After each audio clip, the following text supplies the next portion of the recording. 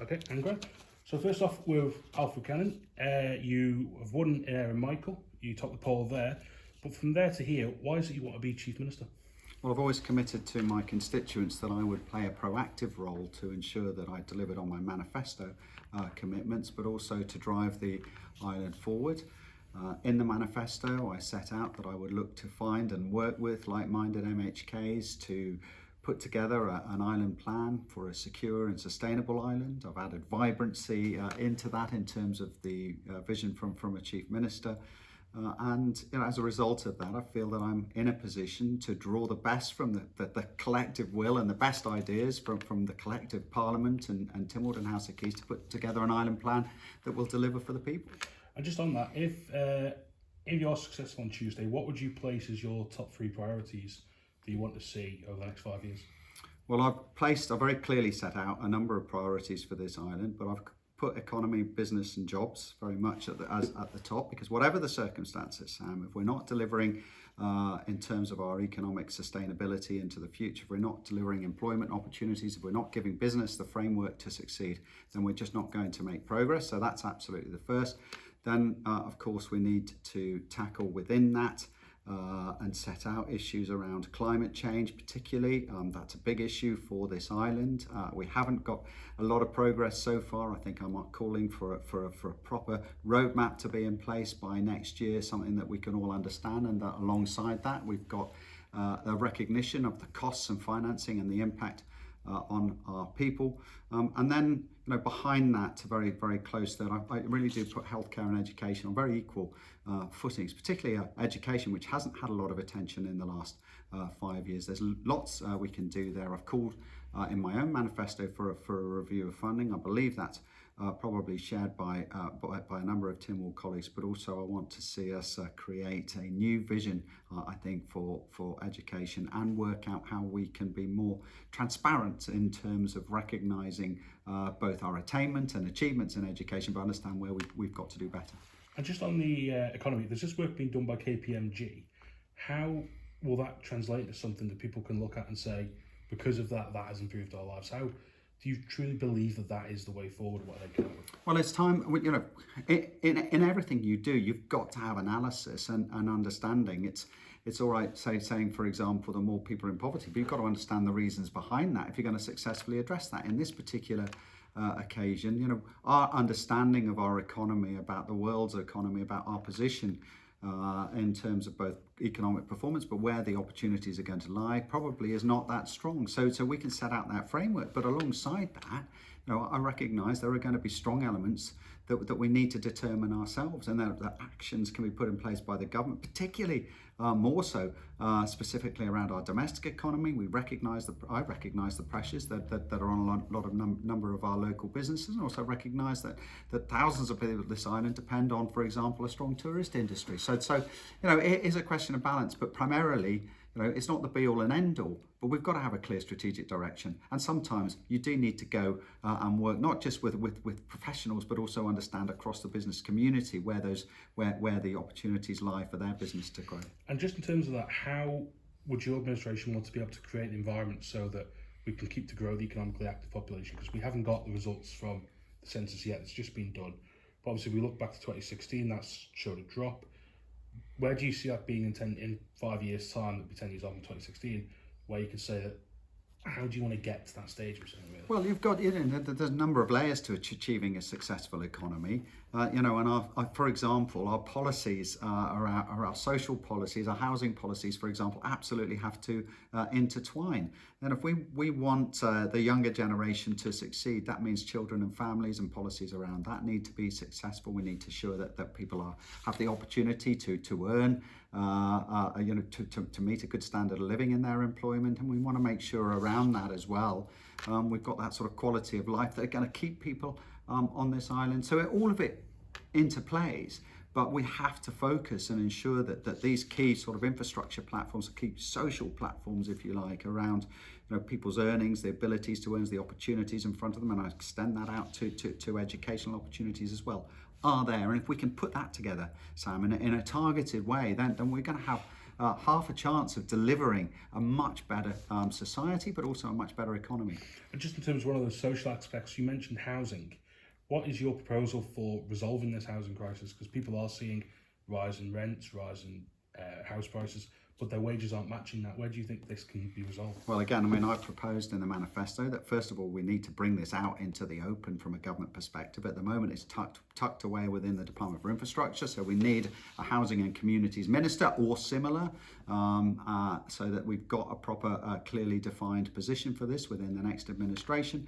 And I think we need to both understand what's causing the current crisis at the moment, Sam, because a lot of it is anecdotal. And then we need to bring forward, I would hope fairly quickly on top of that, some propositions as to how we can resolve that. And I suspect that I'm hoping that a new housing chair or minister, whatever, is brought forward, but that the individual tasked to coordinate this will probably be looking at a multi-layered cross-government approach that will ensure, I believe, that will aim to ensure what quota of first-time buyer housing we need, what type of reforms we need to the mechanisms to support first-time buyers, and any other reform that is necessary to prevent, I think, and where the concern lies, as we've got off-island investment or large investment securing properties, that is not really benefiting society. In terms of crisis, it's a bit of an interesting one. In the past few days, we've seen this proposal for 27.5% increase in the cap on gas prices. Yes. Just in terms of, would you at this current stage say that your administration would support that cap? Would you seek to engage amongst gas to see if anything else can be done? But if that cap is raised, we also have to bring in a 27.5% increase for the winter fuel allowance. Okay, well, there's a couple of issues there, and I'm not really in a position to determine how a Tynwald is going to vote on this issue, because at the moment it stands as a Tynwald vote, and I think the Council of Ministers position is a little bit tenuous, because we don't really have in place, although legally we have a Council of Ministers, we don't have one, I think, with the moral and ethical ability to make these decisions. Politically in place, maybe. But yeah, I think first of all, I've got some serious questions for Manx Gas, which will need to be answered in terms of why they have not foreseen this or made provision in as a business to be able to counteract this type of crisis. I'd like to know why they haven't hedged and forward purchased gas whilst prices appear to be relatively stable. The Manx Utilities Authority hedges large portions of its gas price to protect the island. Why has Manx Gas done the same? The UK government has not intervened in the same way to protect energy companies, although it has, I can see the regulator has accepted the need for the price increase, and therefore a number of critical issues need to be resolved before determining how this matter will be potentially resolved from a governmental perspective, and or whether the Council of Ministers indeed takes a position on this or leaves this to Tynwald to take a vote and for events to follow through. But all of us need to understand the what ifs. What would happen, for example, if we voted against this, and the impacts. What if? Final thing I'll say, in the manifesto absolutely recognises that we will have to take steps if we accept the price rise to protect the most vulnerable, particularly the ones that we can identify who have some connection to the social security system. Just finally on gas, there has been a lot of talk during the election, which is sort of quieting down again, about this offshore gas in Manx waters. If that is as economically potentially viable as they're suggesting it is, with this alleged £2 billion a year to the Treasury, would you support that, or would you say that we need a lot more research into the whole scheme environmentally and economically before saying that should be given as a governmental position? Or would you think perhaps maybe that's a free vote for Tynwald to look at, as opposed to making the Council of Ministers' decision on that? Right, so it's a very turbulent world in which we live in. It's absolutely abundantly clear to me at the moment that energy security for this island is a fundamental part of determining how we move forward and we achieve our climate change goals. I think there's two elements. First of all, we need to work out critically what the island looks like in terms of 2030, 2035 and our commitments, around 75% of attainment of our carbon targets. And we obviously need to draw that roadmap back in terms of how we achieve that. And I think then we also need to determine along the way how best to ensure that the island protects itself from what's clearly going to be inevitable swings in energy supplies whilst this transition takes place. Now, I don't think I should necessarily take this absolutely off the table, but there is some work to be done to understand how best to transition. And I think I've always said that this whole issue needs to be addressed pragmatically. There's ideology, we all want to get to the same position, but we've also got to be pragmatic about how we can do that. And if there are ways to do that, and fund that, most importantly, without detrimentally affecting people's prices and their cost of living, then I think we should be careful about looking at that and ensuring, but most importantly, Sam, rather than rushed ad hoc decisions, it's putting together in a roadmap that makes sense. And just linked slightly to that, we're seeing more and more moves towards the green economy. You've talked about the digital green economy. Can you explain that to people how they will see that manifesting? Or? Well, I think I've talked about that at an early stage in the COVID crisis, because one of the areas that I thought we needed to do was engage across our businesses in many multiple areas and streams, and we came up with digital, green and safe as a critical headlines, and I'll be surprised if they're not reflected in the KPMG economic report. These are critical areas. Business too wants to be part of building a better world. We can see that now with many environmentally friendly policies, and it's actually critical for the island in the future that we have built a framework where business feels comfortable that it is fulfilling its social and meeting its social and contributing to its social objectives in terms of building a better future for us all. So that's absolutely fundamental that we provide that framework for them to push forward and encourage them to push forward. But of course, underpinning that, we were also living in a very, very modern, digitally enhanced world where actually our global reach is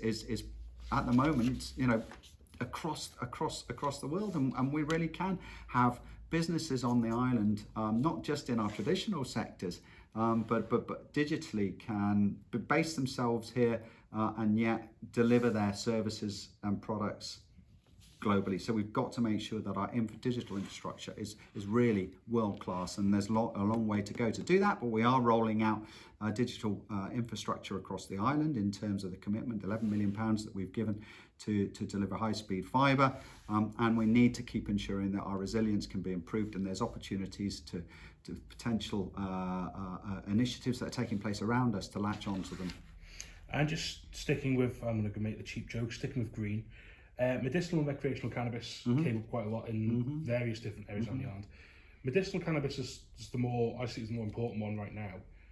In terms of deliverance on island, how would you want to step that up? Because I know David Ashford said that he's had frustrations of getting it through the health care profession. How do you see that as a thing that, if it's there and it works for people, how are we going to deliver it for them on island? Well, first of all, we've got the regulations through and we've put the framework in place. We've got the regulator now up to speed in terms of the regulations that are going to be needed from their perspective to ensure that we are properly licensing individuals. Now we have the businesses that are starting to queue up to understand how they can actually implement this on the island and grow medicinal cannabis. I think we need to move further forward. I'm actually expecting in the next 12 months this to come to the fore as planning applications are put forward. And you'll be surprised, I think, at the amount of investment and jobs and opportunity that this will bring. And actually it ties also in very nicely, I think, with this green sustainable agenda that we want to follow. And I think that in terms of how the cannabis is being grown on the island, but not only that, but what else it can do, potentially in feeding power into grids or standing alone as a self-sustained unit, is huge. So actually this could be helping us take another step forward. But in terms of access for people with chronic illnesses and their access to medicinal cannabis on island, at the minute they have to go for a private off island. How will you manage to move that forward so that can be something that can be done on island? I know Jersey, they went for a model of one centre to begin with. Is that something that could work here, or look, do you think it needs I support the basis of medicinal cannabis. I realise that there are complications behind the scenes. It's all right just saying actually you can make it accessible through private channels, for example, but really, I mean, that then it becomes the preserve of the wealthy, and we need to make sure that if there is progress in this area, Sam, that it gets to all sorts of people who may benefit from medicinal cannabis. Do you know, I mean, I put that to a large degree in the hands of the experts, the health professionals, and of course the regulatory professionals who are going to help shape it. And just in terms of recreational cannabis, is that something you're keen to address, or is that something that isn't a major priority? I don't see that as a major priority for this island. There's various complications around, setting our own agenda without extensive discussions with the UK, just in terms of our relationship with them as a self-governing island, and of course the potential implications for an easily accessible location such as the Isle of Man. And what might be the impact on tourism or UK individuals coming across to the island from their governance perspective. So I don't see it as a major, as a need to declare that as a major need for the island at the present. But I said to one of my constituents who asked me this question, I'm happy to engage in an open debate manner to discuss both the pros and cons of this, learn from other countries' experience, and to try and take this debate forward in an open and mature way. And just changing things up a bit, communication from the outgoing administration has not at times been the best. How important do you see resetting that relationship, not only with ourselves, the media, who have our own interests in that, but also the public and business? Yeah, so there's a number of ways that communication can be enhanced. I've set out some of those proposals in my manifesto in terms of ministers being more accountable in terms of presenting for open debate their department's performance and also stepping forward. I think that government can enhance that by more cross-government working, and also I've set out in there that, for example, Tim, the government could consider and should consider one annual open conference where it can engage actually with members of the public. I think the business communication lines have actually always been pretty good. It's more about potentially how those can be reshaped. And the other proposal that I brought forward in my manifesto, and where government I think has always not delivered on, is engaging with members of the community actively who can come and sit alongside ministers with the relevant experience and expertise to help advise and guide them, but also to challenge proposals from the civil service.